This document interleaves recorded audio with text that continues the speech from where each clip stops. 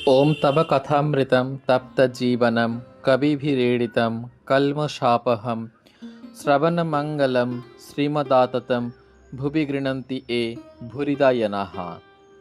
ঠাকুর শ্রীরামকৃষ্ণ ও গৃহস্থ ধর্ম। প্রায় 5:30-6টা হইল। ঠাকুর ভক্ত সঙ্গে নিজের ঘরের দক্ষিণ পূর্ব বারান্দায় বসিয়া আছেন, ভক্তদের দেখিতেছেন।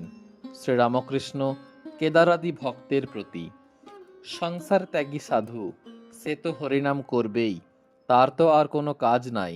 সে যদি ঈশ্বর চিন্তা করে তো আশ্চর্যের বিষয় নয়।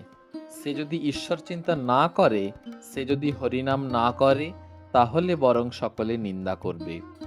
সংসারী লোক যদি হরিনাম করে তাহলে বাহাদুরি আছে। দেখো, জনক রাজা খুব বাহাদুর, সে দুখানি তরবার ঘুরাতো, একখানা জ্ঞান ও একখানা কর্ম। একদিকে পূর্ণ ব্রহ্মজ্ঞান, আর একদিকে সংসারে কর্ম করছে। নষ্ট মেয়ে সংসারের সব কাজ খুঁটিয়ে করে, কিন্তু সর্বদাই উপপতিকে চিন্তা করে। সাধু সঙ্গ সর্বদা দরকার। সাধু ঈশ্বরের সঙ্গে আলাপ করে দেন। কেদার: আজ্ঞে হাঁ। মহাপুরুষ জীবের উদ্ধারের জন্য আসেন।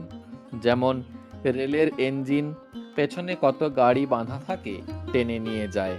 অথবা যেমন নদী বা তড়াগ কত জীবের পিপাসা শান্তি করে। ক্রমে ভক্তেরা গৃহে প্রত্যাবর্তনের জন্য প্রস্তুত হইলেন।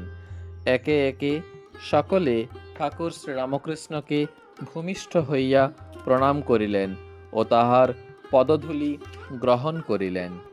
ভবনাথকে দেখিয়া ঠাকুর বলিতেছেন, তুই আজ আর যাস নাই, তোদের দেখেই উদ্দীপন। ভবনাথ এখনো সংসারে প্রবেশ করেন নাই। বয়স 19-20, গৌরবর্ণ, সুন্দর দেহ।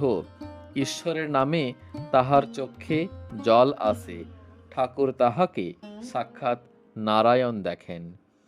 ওম নিরঞ্জনং নিত্যমনন্তরূপং ভক্তানুকম্পাধৃত বিগ্রহং বৈ ঈশাবতারং পরমেশমিড্ডং তং রামকৃষ্ণং শিরসা নমামহ।